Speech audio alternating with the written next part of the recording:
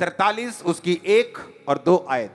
हे Israel तेरा रचने वाला और तेरा, हे याकूब तेरा सृजनहार यहोवा अब यूं कहता है, मत डर क्योंकि मैंने तुझे छुड़ा लिया है और मैंने नाम लेकर तुझे बुलाया है और तू मेरा ही है। जीसस ने क्या कहा? इज़राइल मतलब आप, याकूब मतलब आप, मत डर, मैंने तुझे छुड़ा लिया, तेरा नाम लेकर तुझे बुलाया। उसने आपको छुड़ाया कि नहीं छुड़ाया? शैतान से छूटे कि नहीं छूटे? पाप से छूटे कि नहीं? नाम लेके उसने बुलाया कि नहीं? अब आगे बढ़ेंगे। जब तू जल में होके जाए मैं तेरे संग रहूंगा, नदियों में होके चले वो तुझे ना डुबो पाएंगी, जब तू आग में चले तो तुझे आंच ना लगेगी, उसकी लौ तुझे जला ना सकेगी। अब आता है दूसरा पार्ट। मैं मसीह में आया, वायदे सुने, कबूल किए, चलना शुरू हुए। अब आता है मेजर पार्ट, मेन पार्ट, जो मेरे और छुटकारे के बीच की सीढ़ी है। जिस तरह याकूब को सीढ़ी दिखी, खुदा ने कहा मैं तुझे ये दूंगा, ये दूंगा, ये दूंगा, ये दूंगा, ये दूंगा। ओके, अब वो चला गया लाबान के घर में। वो 20 साल उसको लगे तैयारी में, जो खुदा ने कहा था। अब वो तैयारी उसकी करनी पड़ी उसको। क्यों?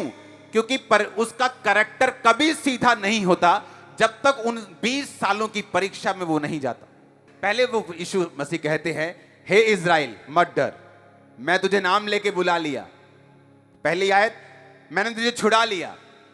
अब जब आप छुड़ा लिए गए, आप बुला लिए गए, तो दूसरी आयत शुरू होती है। अब कहता है जब तू जल में से होकर जाएगा। बोलो अपने पड़ोसी को, जब तू जल में होकर जाएगा। बोलो, पूछो पड़ोसी को, जब लिखा है कि अगर लिखा है? क्या लिखा है? जब। जब मैं आपको मान लो ऐसा बोलूं कि जब मैं तुझे लुधियाना भेजूंगा, हां मैं तुझे लुधियाना भेज रहा हूं, जब फिलौर आए, हां जलंधर से लुधियाना भेज रहा हूं, पहले फगवाड़ा आएगा, गुराया, फ्लोर, हां ऐसा आएगा। जब फिलौर आए तो तू वहां मत जाना, तू थोड़ा इधर मुड़ जाना। जब यानी फिलौर आएगा ही आएगा। जहां मैं तुझे भेज रहा हूं, मैं तुझे भेज रहा हूं, अच्छा मैं तुझे खामरा चर्च भेज रहा हूं, जब खामरा का गेट आए तो अंदर चले जाना, 1 किलोमीटर में चर्च आ जाएगा। खामरा चर्च का गेट गायब तो नहीं होगा कभी भी, मतलब वो तो रहेगा ना। जब जब परमेश्वर बाइबल यूज करती है, जब जब का मतलब है ये डेफिनेट आपके साथ होगा। आमीन मत बोलो, ये परीक्षा है ये होगी पर जरूर। हालेलुया। जब का आ गया, जब आ गया, जब जब का मतलब है कि this is going to happen, ये होगा ही होगा आपके साथ, 100% होगा अगर आप बुलाए गए हैं तो। अगर आप हीलिंग के लिए आए, जस्ट देखने के लिए आए हैं तो स्वागत है, कोई प्रॉब्लम नहीं है। देखो, परखो, चेक करो। जो हीलिंग ले रहे हैं उनके घर में जाओ, चेक करो खरीदे हुए तो नहीं है, बिके हुए तो नहीं, सब चेक करो, कोई प्रॉब्लम नहीं। लेकिन अगर तुम सचमुच उस जीवन को जीना चाहते हो जो परमेश्वर बाइबल में वायदा करता है, तो मैं उस जीवन की बात कर रहा हूं। परमेश्वर कहता है जब तू पानी में से जल में होके जाएगा मैं तेरे संग रहूंगा। उसने ये नहीं कहा जब तू जल में से होके जाएगा तो मैं तुझे जाने नहीं दूंगा, मैं तुझे बचा लूंगा, मैं किश्ती भेज दूंगा, मैं तुझे जल में होकर जाने नहीं दूंगा। उसने कहा जब तू जल में होके जाएगा मैं तेरे साथ रहूंगा। नदियों में होके जाएगा तुझे डुबो ना पाएंगी। और जब तू आग में चलेगा, अगर कोई व्यक्ति आग के पास चला जाता है तो भागता है वहां से, हां फटाफट भागता है कि यार गर्मी है यहां। तंदूर के पास अगर चले जाए तो वहां से फटाफट निकलता है कि गर्मी है। लेकिन जीसस क्राइस्ट ने कहा जब तू आग में चलेगा, यानी जब तेरी परख की आग तुझ पे होगी तो तू भाग नहीं सकेगा। तू जल्दी में उस आग को पार नहीं कर सकता। अगर यीशु मसीह ने सोचा है तुझे बंदा बनाना है और इसके लिए चाहे तेरा वीजा 10 साल रोकना पड़े, उस वो रोक देगा 10 साल के लिए। और तू उस गरीबी की आग में से चल के जाएगा हर दिन, 1 दिन, 2 दिन, महीना, 2, 3 साल, दूसरा साल, तीसरा, चौथा, पांचवा, 6वां, 7वां, 8वां, 9वां, 10। आपको लगेगा कि मैं इस आग को पार क्यों नहीं कर पा रहा हूं, मैं क्यों इस आग को दौड़ के पार नहीं कर सकता? क्योंकि जीसस क्राइस्ट में उस आग को दौड़ कर पार नहीं करने देंगे।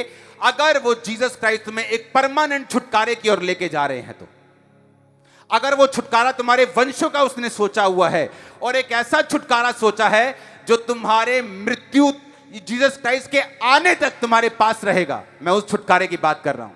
ये तुमसे वापस नहीं जाएगा। तुम्हारी इज्जत बढ़ेगी, ब्लेसिंग्स बढ़ेंगी। आमीन। ऊंचा चाहिए मेरे को, आमीन। वो कहता आग में से तब तू होके, क्या लिखा है, भागेगा कि चलेगा?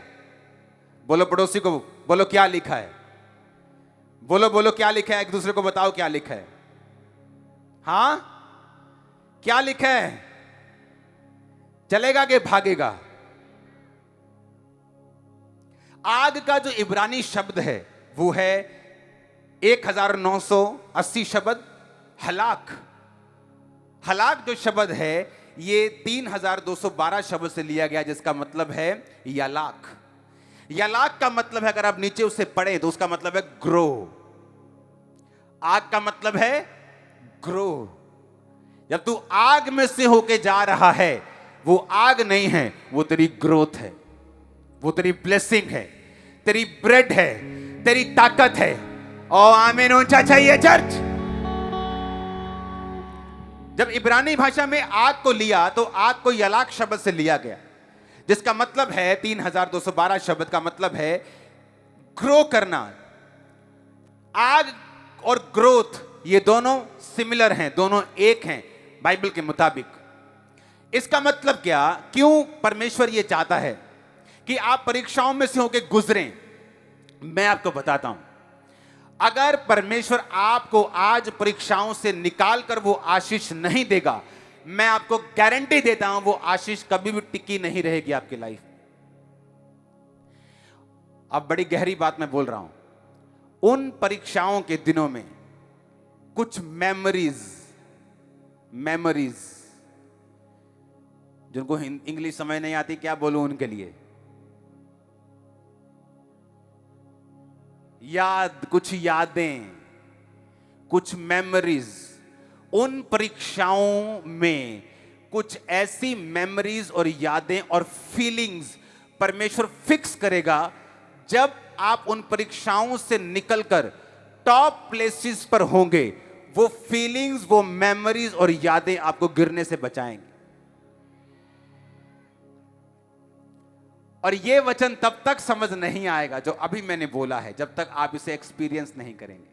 क्योंकि ये बताने वाली बातें नहीं, ये एक्सपीरियंस करने वाली बातें। वो मेमोरीज, वो यादें, वो तरीके, वो परमेश्वर का हाथ, वो काम करने का वे और तरीका, और वो सिचुएशन और वो परिस्थिति, जब आप एक लेवल पर पहुंच जाएंगे, आपको उस लेवल को मेंटेन करने के लिए आपकी हेल्प करेगी। और इसीलिए परमेश्वर चाहता है कि जब तू जल में जाए, जब तू नदी में जाए, जब तू आग में चले, तो मैं तेरे संग हूंगा। दूसरों को वो आग जला देगी पर वो तुझे जला नहीं पाएगी। दूसरे उस पानी में डूब जाएंगे पर तुझे डुबो नहीं पाएंगे।